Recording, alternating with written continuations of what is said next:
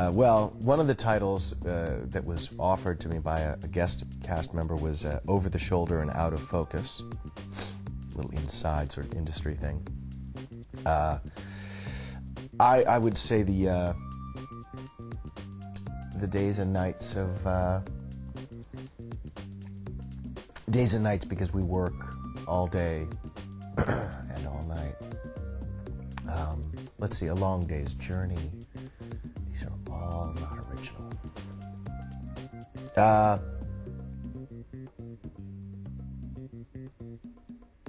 Oh no, yeah, that's been used before.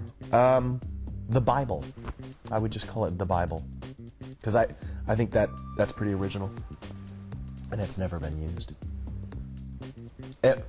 Oh wait, there is a book called The Bible, isn't there?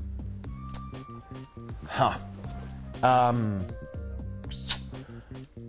The Amazing Adventures of Michael Weatherly. Nah, that's a little self-involved sounding, isn't it? It's a little precocious. I mean, you know, it's a little presumptuous to think that your adventures are more amazing, say, than the adventures of Sean Murray or Polly Perrette or Mark Harmon. I personally think my adventures are more amazing, but that's because I'm a self-involved pompous twit.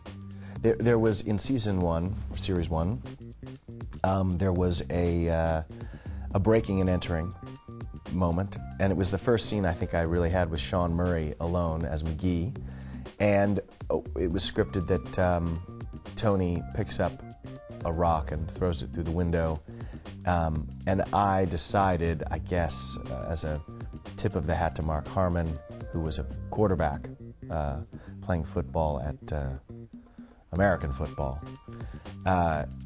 in college. So I picked up the rock, and then I suddenly ran back and forth, and I did this crazy dance that ended up in the credits for season 2.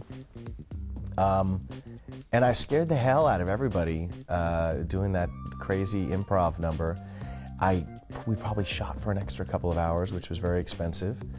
I got a phone call from Don Bellisario telling me to stop it and not do that again, but it was very funny, and that, you know, that sort of began my ad-libbing adventure. I enjoyed it. As an actor, it was a lot of fun, because initially I resisted it because they had written that Tony was trying to be like Gibbs in order to lead, and that his leading style was one that was a copycat of Gibbs. It was the only way, I guess, that he knew how to lead. And it didn't work for him. You know, he didn't get the respect of his co-workers. Everyone thought he was basically just doing a bad impression of Gibbs. He was wearing the jackets and carrying the coffee and trying to do the stare. And Tony realized, even though he said that wasn't what he was doing, I think he realized that they were right, and he was offered his own team.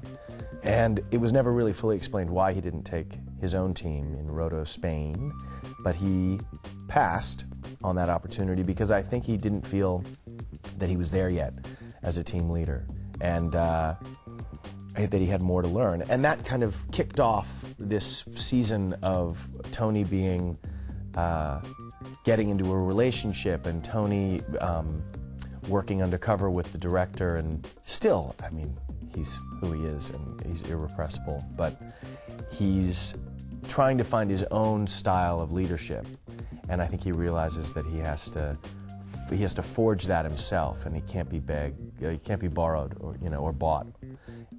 He must